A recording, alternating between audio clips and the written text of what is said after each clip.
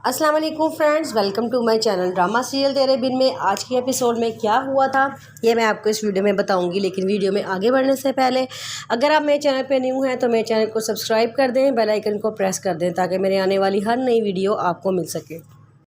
मीरा बहुत रो रही होती है, वो सड़क पे चलती हुई जा रही होती है, उसे समझ नहीं आता कि वो कहाँ जाए। उसको वो सारी बातें याद आ रही होती हैं जो उसने मुर्तसिम के साथ की थी, और वो सारे वक्त थी और वो पल याद आ रहे होते हैं जो उसने मुर्तसिम के साथ गुजारे थे। उसे वो वक्त याद आया जब उसने अपनी शादी में डांस किया था और मुर्तसिम ने उसको बड़ा डांटा था कि तुमने मेरी इतनी बेइज्जती करवाई है, दिल कर रहा तुम्हें जान से मार दूँ। मीरा अपने आगे से कहा था हाँ तो मुझे मार दो ना जान से। तो मुर्तसिम ने कहा था कि मैं तुम्हें जान से मार भी दूँ तो भी इस बात का हज़ारा नहीं हो सकता जितनी तुमने मेरी बेइज्जती करवाई है। आगे से मीरा ने कहा था हाँ जो तुमसे शादी करके मेरी जो बेइज्जती हुई है वो उसका क्या।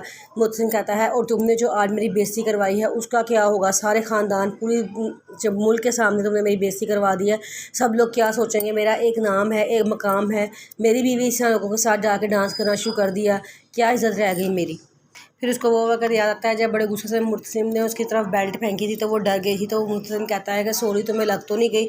तो कहती है कि मुर्तसिम मुझे माफ़ कर दो, मुझे नहीं पता था कि वो मलिक ज़ुबैर है। अगर वो मलिक ज़ुबैर होता तो मैं कभी भी मरियम की मदद ना करी। तो मुर्तसिम ने उसे कहा था कि मुझे तुम्हें पूरा भरोसा है, मुझे पूरा यकीन है कि तुम मेरे साथ कभी गलत कर ही नहीं सकती, ना ही मेरे साथ और ना ही मेरे ख़ानदान के साथ।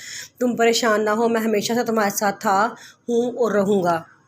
लेकिन कभी कोई ऐसा काम ना करना जिससे मेरे ख़ानदान का नाम ख़राब हो या मेरे ख़ानदान की इज़्ज़त भाड़ में चली जाए। उतनी देर में वो आगे से देखती है एक बस आ रही होती है, वो बस को रोकती है। तो बस वाला आदमी नीचे उतरता है, कहता है कि बीबी अगर तुमने मरना है तो कहीं और जाके मरो, तुम्हें मेरी ही बस मिली थी नीचे आके खुदकुशी करने के लिए।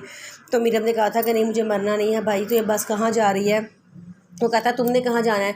मीरब कहती है आप मुझे बताएं ये बस कहाँ जा रही है। तो वो कहता है कि ये बस तो कराची जा रही है। तो मीरब कहती है मुझे भी कराची जाना है। वो कहता है चलो जल्दी से आके बैठ जाओ।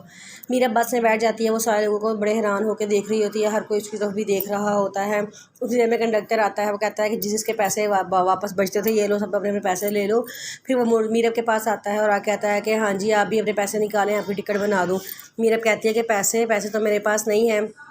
वो कहता है कि क्या पैसे नहीं लेकर आई।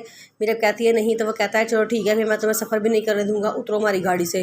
मीरब कहती है कि ये आप कैसी बातें कर रहे हैं, मेरे पास पैसे नहीं हैं लेकिन मेरा कराची जाना भी बहुत ज़रूरी है, खुदा का वास्ता है मुझे बस से ना उतारें।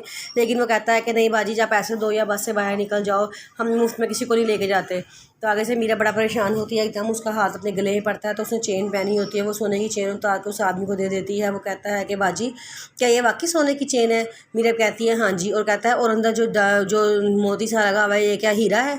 मीरब कहती है हाँ। वो बड़ा खुश होता है, वो खामोशी से चुप कर अपनी जेब में रख देता है और कहता है कि बाजी की टिकट हो गई है, बाजी चलो भाई चलो गाड़ी चलाओ। और गाड़ी चलना शुरू होती है, सफ़र शुरू हो जाता है। मीरा बैठी रो रही होती है और सारी बातें याद आ रही होती हैं। फिर वो साथ वाली औरत से कहती है कि आप इस तरफ से उठ जाएं, मुझे खिड़की वाली साइड में बैठने दें। वो औरत कहती है अच्छा। फिर मीरा खिड़की वाली साइड में बैठ जाती है। वो बस उसे कराची में उतार देती है, वहाँ वो टनल के अंदर चली जाती है और उसके अंदर चलना शुरू कर देती है। उसको सारी वक्त हर चीज़ याद आ रही होती है, वो बहुत रो रही होती है। वो कहती है कि मैं कैसे कमज़ोर पड़ गई, जो अहद मैंने किया था उसको मैंने अपने हाथों से तोड़ दिया, और अगर मैंने तोड़ दिया तो मुझे रोक भी तो सकता है ना। उसने मुझे नहीं रोका, उसको चाहिए था कि मुझे रोक देता। अब मैं किसी का नजर दिखाने के काबिल नहीं रही क्योंकि जो माजरा मैंने किया था वो मैंने खुद ही तोड़ दिया है।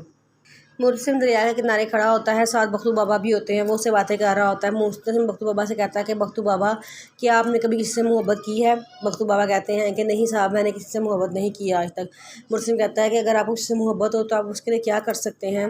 तो बख्तू बाबा कहते हैं मैं उसके लिए अपनी जान माल सब कुछ कुर्बान कर दूँगा, उसकी खुशी में अपनी खुशी देखूँगा, उसका सारे गम मैं अपने सर ले लूँगा और उसे हमेशा खुशियाँ दूँगा, उसे इतना खुश रखूँगा उसकी मुस्कुराहट के लिए मुझे कुछ भी करना पड़े मैं करूँगा, हर कुर्बानी दे दूँगा, लेकिन मैं उसे कभी नाराज़ नहीं होने दूँगा।